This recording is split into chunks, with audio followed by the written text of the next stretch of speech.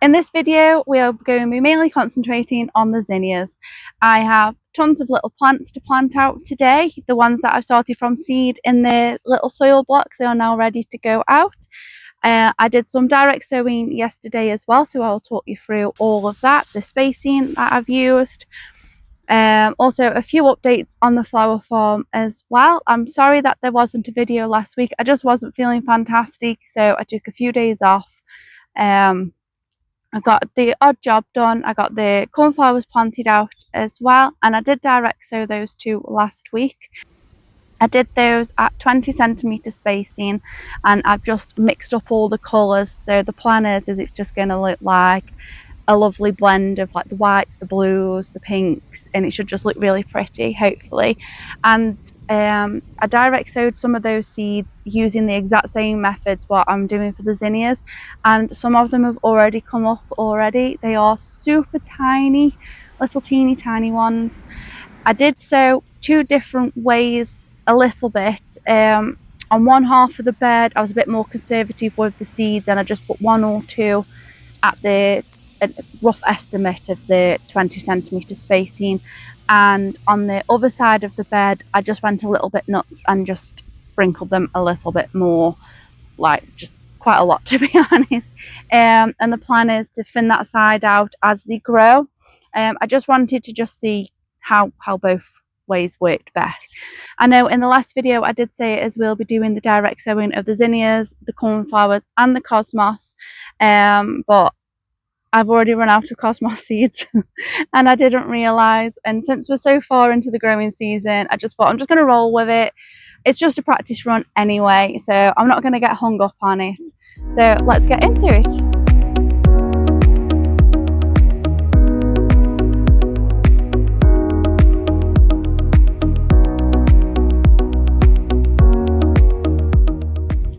So these are the ones that I'll be planting out today. They are still quite small, but in all honesty, I've had enough of them in the polytunnel now. I have spent the last few days hardening them off outside. I've just been bringing the crates out so they have a bit of sunshine, and then the shade from the shelter does come over and protect them whilst I have been at work. And then in the evenings I've been coming back up to put them back in the polytunnel and then just repeating it the next day. So I just want them out in the beds now.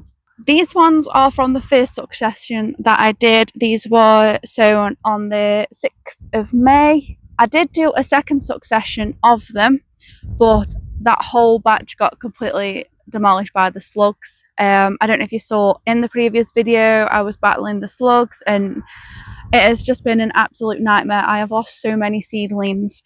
So the ones that I've direct sowed, they were supposed to have been the third succession, but it turns out they are now only the second succession.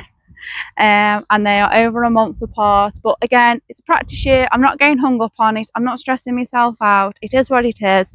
So this is what I have. They are all completely different sizes. I'm not entirely sure why that is. I know as some of the trays did get eaten by the slugs a little bit and that knocked them back. Some trays survived.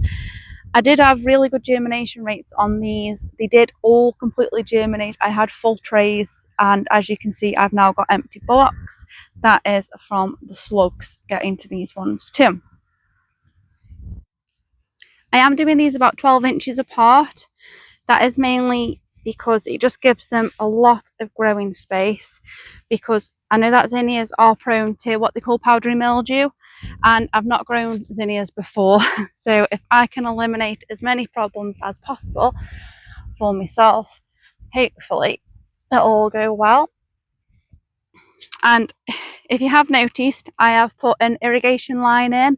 I have got irrigation on all the beds now. It took us a full day to do it. We did it the other day and I'm really excited about it, especially with this heat wave that they have forecast for a good week. So even though that the top bit here looks like really dry, the drips just sort of wet the ground. They don't wet the surface, they just let it soak right in. And further underneath you can see it is really damp. So what the roots will hopefully do they will find the moisture themselves, and in the long run it'll produce plants which are stronger and more drought tolerant. I am also going to be mulching all the beds as well. Not completely sure what I'm going to use just yet.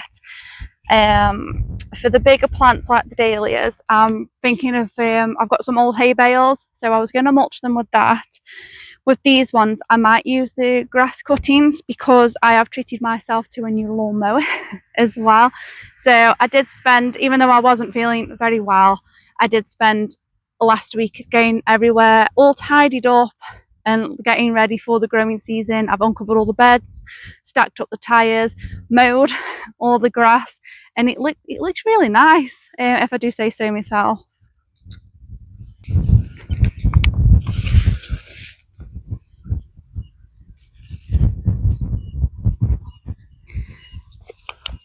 I have had the soil blocks sitting in a seaweed solution.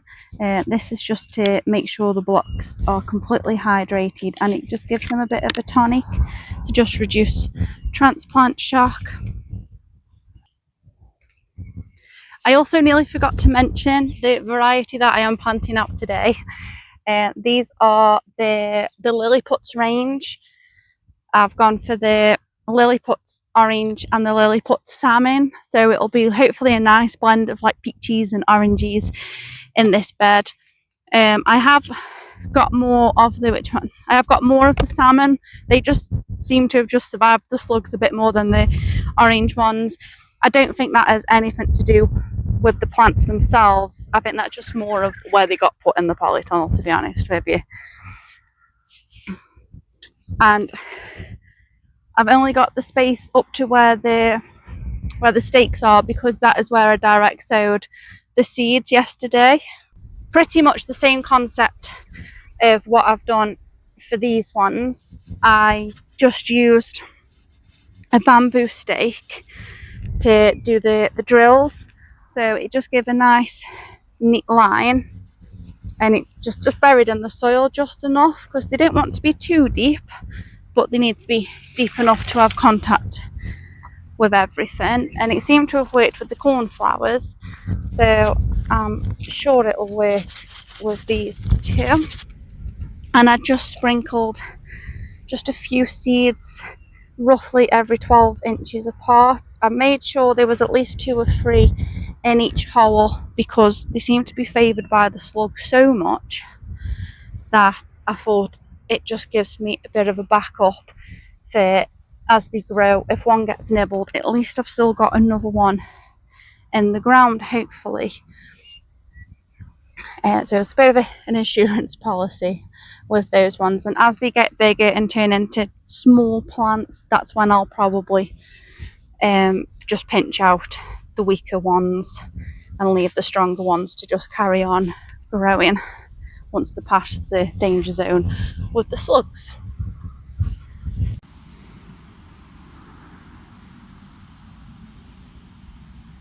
So that is one bed of zinnias complete, with all the planted out ones and also the direct sown ones. So it's time to move on to the next bed. These are the dahlia range of the zinnias. They just look so beautiful on the photo with all different colours. They were so vibrant, and I just really wanted to see what they looked like.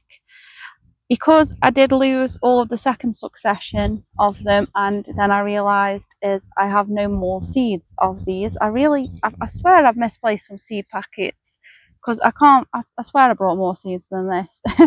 But anyway, I've just got enough plants to do half a bed, so I need to come up with something to fill the rest of the bed with. I am at the moment planning on putting the statice in, because I've got the pastels mix, and I just think it might really complement these dahlias, having the nice pastel-y statice then blending into the bright colours of the zinnias. But knowing me, plans always change, so who knows what I'll end up putting in the bottom of this bed.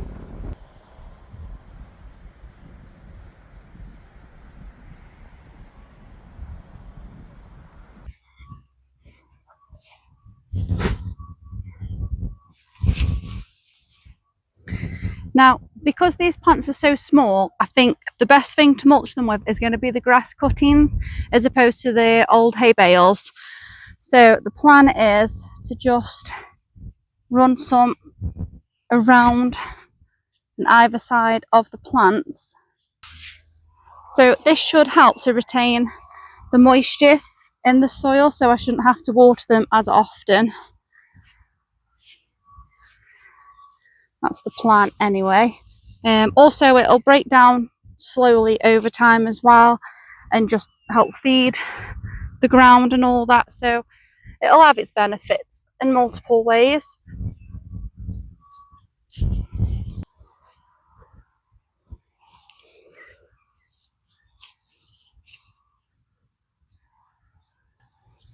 So that is this bed completely mulched now with the grass cuttings. I have run out of cuttings to finish the other bed there, but I will be mowing again soon in a couple of days, and I'm pretty sure I'm not going to be running out of grass cuttings long term anyway.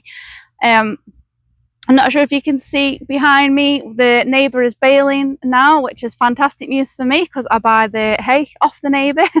And a little fun fact is, originally that field, I don't know if you can see him, I hope you can, at the top of the paddock there, I used to rent that field as well as a couple of others. I had 20 acres in total at one point, which was a lot of ground to manage.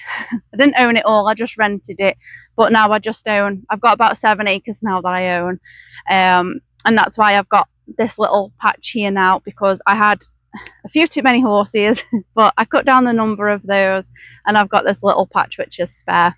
But anywho, on the next video I am planning on tackling the dahlias because some of them have gotten away from me a little bit. I've noticed a couple of buds coming up as well, so they desperately need pinching, they need mulching, and I need to get the netting in place as well, because I know where I'm like, I will leave it till the last minute and I'll just end up in a mess of not being able to net them properly. So if you want to see how I get on with that, then don't forget to subscribe and I'll see you on the next one.